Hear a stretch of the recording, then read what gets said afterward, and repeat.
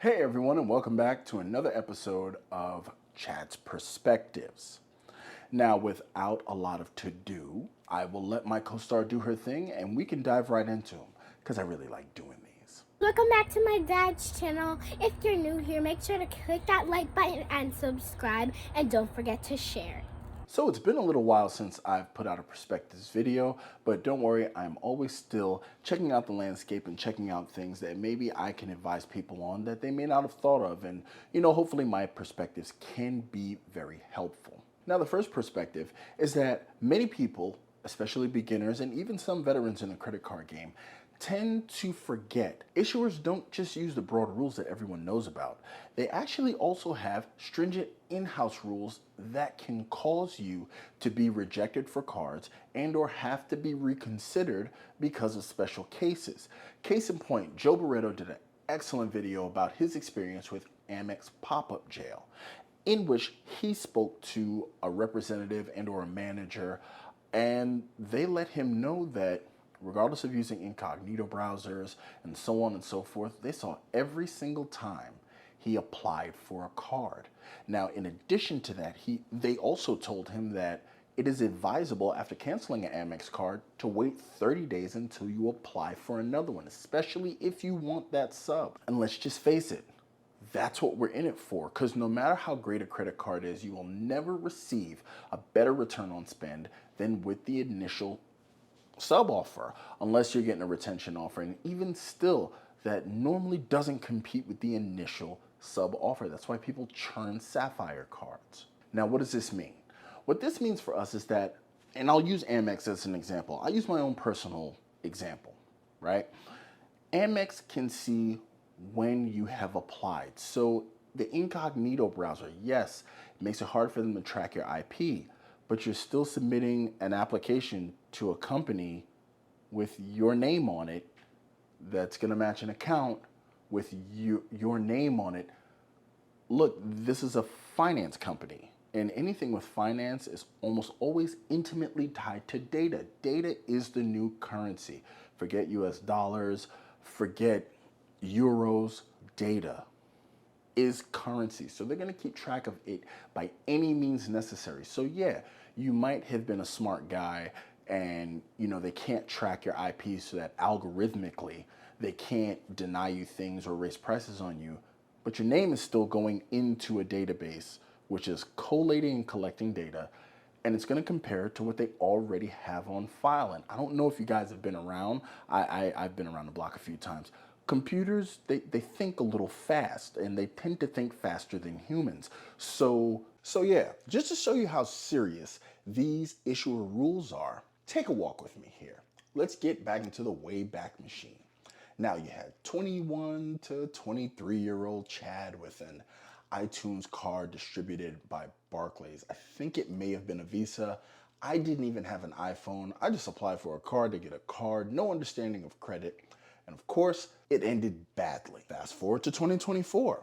I am sitting on an American Airlines jet with my lovely wife heading to Vegas, and they announce, hey, anybody on the plane that wants to apply for the Barclays Red American Airlines Aviator, whatever the name of the card is, please do so, because we are running a deal where as soon as you pay your annual fee and make one simple purchase, it's an easy grab of 60,000 American Airlines points. Then I started thinking to myself, and I say, self, I think we've already seen where if you add an authorized user, you also get even more points. This should be an easy get. Suffice it to say it wasn't, because Barclays has a very long memory. And I did not get automatically approved for the card. And I actually got a letter in the mail today that I read that I thought was nonsense, so I balled it up and threw it in the trash. But I retrieved said letter. Now, here's the thing with Barclays. You're going to hear me unfurl the letter here. Now, I want you to listen to exactly what they said. The reason that my recent Aviator Red credit card, blah, blah, blah, blah, received application, unable to approve you because of the following reasons. Our records indicate a previous credit card account that you held with Barclays Bank Delaware experienced a charge-off, bankruptcy, severe delinquency, or other negative performance. Here's the kicker. A credit bureau report was not used to make this determination. So what does that mean? That means that when I called reconsideration, I spoke to a very lovely young lady who said that she would look into the matter and literally saw the account in the very distant past and said because it's a company policy, not a credit policy, a company policy, that the application cannot be reconsidered, especially since there was no credit report run. That was the one thing that really kind of tipped me off, is that I think about it and I never got a notification of a hard inquiry on my credit report. So just to let you know, with this issuer, with Barclay, if you have any sort of negative interaction, if you have any severe negative interaction with them, they have a very long memory and they will actually deny you for credit cards out of hand. So no Wyndham Earner Business for me, no Red Aviator American Airlines card for me, and that's just the way my cookie crumbled. Now back to your regularly scheduled guy. That is how come they were able to track all of his applications, even though he thought for some reason he was flying under the radar. So you tend to get a little misnomer from everyone that incognito browser is the end-all be-all, whereas it is not. So when you are applying to these places, when you're applying to these issuers, understand that there's a whole big world out there outside of the Chase 524 rule. Now back to my personal example. When I first got started in the credit card game hardcore, I got an Amex Platinum card. Now, of course, I got my Player 2, a Platinum card as well, because, well, she's my Player 2. In making that happen, I literally found that I was getting denied for a Bonvoy business because I got the Platinum card in January of 2022. I got the BCP a week later because the 6% back on streaming was amazing because I just got the cord. Got the Player 2 her card, and they denied me for the Bonvoy business. And on reconsideration, Amex advised me, and this is a data point, it may or may not apply to you, but understand it could work its way into the sauce. They told me that actually getting the authorized user card for my wife counted as a card approval, thereby canceling me from getting any more cards for 90 days.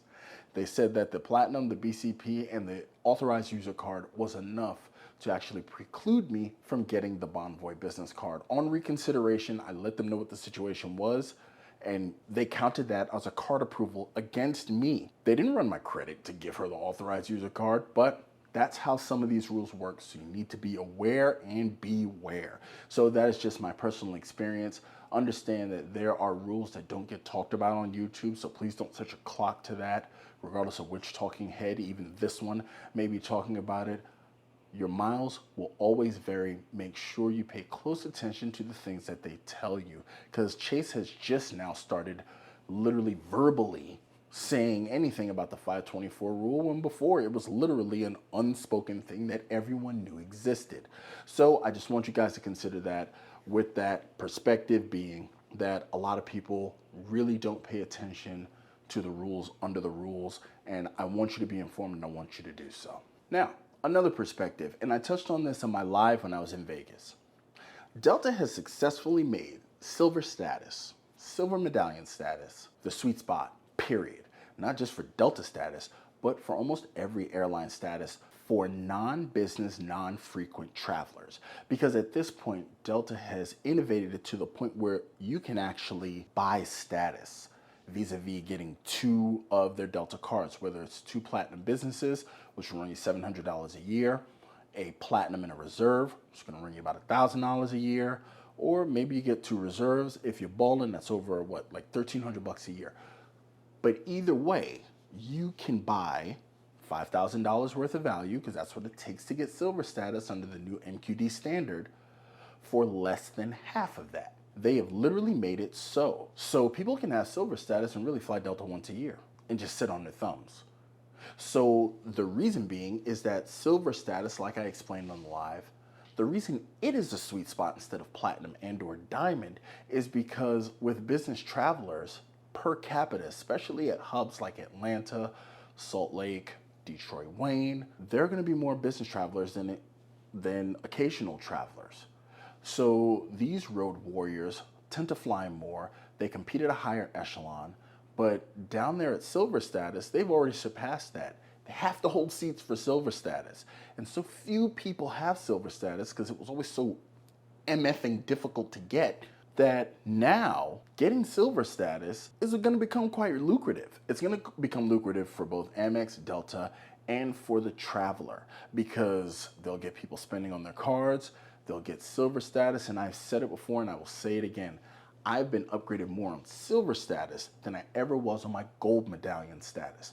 What my gold medallion status provided me as far as value is concerned was access to the business lounges when I was traveling internationally. That's pretty much what it did. Other than that, I got upgraded more coming out of Delta hubs like Atlanta and Salt Lake and SeaTac than I did with gold status. The competition was just much more harsh at gold status than it was at silver. So I want you guys to keep that in mind, especially people who already hold Delta Amex cards. Do you have two of them? Do you have a personal and a business? What are you gonna do? Remember, you're automatically at 5,000, so now you have to do the work to get the silver status and you automatically have gold. You start bumping your way up, but let's say you don't travel that much. Automatic silver status is still pretty sweet. You get sky priority boarding. You don't pay for bags. You're automatically on the upgrade list. And don't forget also that they added the priority designator that was used to be exclusive to the reserve card. They've now added that to the Delta SkyMiles Platinum card. So what does that mean? That means that if you hold the Delta SkyMiles Platinum card and you are competing against people of your same medallion class, you get priority over them. That used to be exclusive to the reserve card, but now it's amongst the platinum and the reserves. So that is also a thing to consider. So they have made the race a little tight, but they've also created a sweet spot that people can buy their way into, just like people do with the Hilton Aspire card in order to have diamond. Now, it may get a little diluted around the hubs, not gonna lie to you. But if you're someone who is hub locked to a local international airport that only gets its designation because it does cargo, you can still compete. And there will be seats left for you. So that is just something I wanted to let you guys know. Now, let's just keep it for Delta, because on a Delta flight, I actually bumped into a nice young lady at an airport that I will not name because I don't want anything to lead back to her, but she was super nice.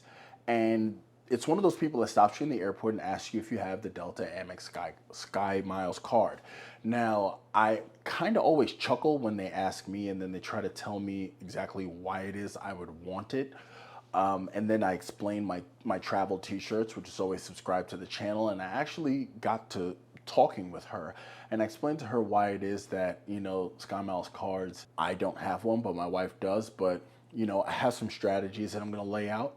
And she was absolutely surprised that I knew so much about the cards. But then again, she also said I look familiar because I wanted to let you know something that she let me in on. When you are in these airports and these people are trying to push these cards to you, she said it is very, very extremely common for them to actually direct people who are selling these cards to none other than what? YouTube. She actually named a few creators that she's actually seen information on the card that she's supposed to sell. So these companies actually direct their contractors to watch YouTube content to be as knowledgeable about the cards as possible so they can then sell them to further people.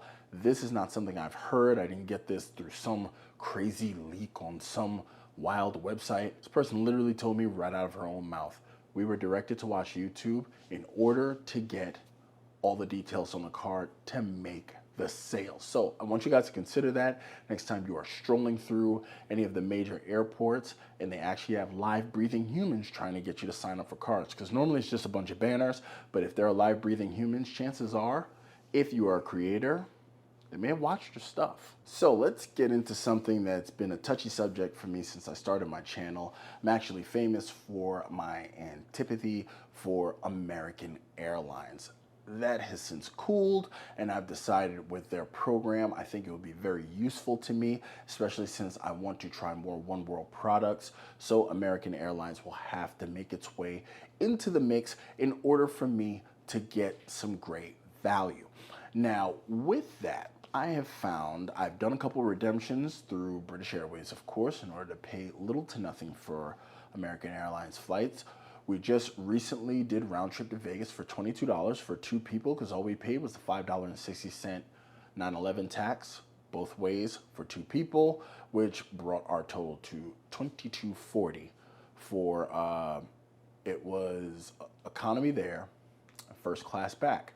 One thing that I found on American Airlines A321 fleet, I can tell you one thing that anybody like me who is 6'3" can really sympathize with. And it's gonna sound weird, but I prefer the exit rows to even the first class seat on the A321 on the American fleet. I can tell you right now, even though the seat is smaller and you have 3 people instead of the 2 big seats, nothing beats a legroom. I had room to spare. I could almost lay down flat on the floor and not touch anything. It was just more comfortable, easier to get up and move around. I just enjoyed it more than the first class. I know this sounds weird, but if I am flying domestic on American, that exit row is going to always be my first pick. Now, I'm not saying the staff on the first class were actually great. They were phenomenal. But I gotta tell you, for comfort's sake, you can keep first class. Give me an exit row. Now, finally, you know I like to end these things on a YouTube perspective. And this YouTube perspective is find your lane in YouTube. Now, I just came off of doing a whole month of live broadcasts in January, and by the analytic numbers on my studio site, one thing I can assure you of, it was my worst performing month ever since I got monetized. I don't think I did a worse month. I literally looked at the January previous, which was 2 months after I got monetized. I did phenomenally better. It was just horrendous, especially compared with my December numbers. January was the worst month as far as YouTube performance goes. But one thing I can promise you, it is the most fun I've had on YouTube ever since I started this. Period, point blank. One thing I gotta tell you, I enjoy going live. I enjoy, fielding the questions. I enjoy being ready for the questions, even the ones I don't know the answer to. I have to tell you, I enjoy live much more than I enjoy pre-recorded videos. I respect people who go live, and I've noticed that, frankly, there's been an explosion of more live performances. Now, I'll let people attribute it to whoever's inspired them or whatever, but the fact is, I love the fact that I'm seeing new creators come in, and then they're new and they're going live to try their hand to see exactly what it is that they know. What can they help? What can they help move the community forward with? I have to tell you, it's just been an amazing experience. I got live interaction with my people. I keep our core very small, and that is why every single one of you is a milestone. I found that, frankly, I'd rather just stay ready so I don't have to get ready. And then on top of that, being live allows me to give you a picture into the fact that I don't speak in hypotheticals. If I tell you it can be done, I want to show you that it can be done. So there's no reason for you to have any guesswork. Here I am, here it is. That's all there is to it. Now, some people may or may not agree with that. I literally, my subscriber gain was cut in like half. It was really bad. It was the numbers were absolutely terrible. But hey, what can I say? Life's just my thing. So with that, I just want to remind you, just find your lane. If you're an interviewer, start interviewing. If you're a collaborator, start collaborating. If you're a live guy, just hit live and go. Figure it out later. If you're an SEO junkie, okay, load them up. If you're an editing king, by all means, make your Hollywood quality pictures. It is all on you. But I implore you to my new channels and even some of my more established channels, find your lane, and trust me, this will feel a lot less like work. So those have been my perspectives, and it has been great. Thank you so much for joining me, and thank you so much for just supporting the channel. Those of you who actually stuck around and didn't unsub while I was bombarding you with my live hijinks, I do appreciate you. And this is where I do the pointy thing. I'm gonna show you some videos here. It'd be funny if I made them both lives, but that's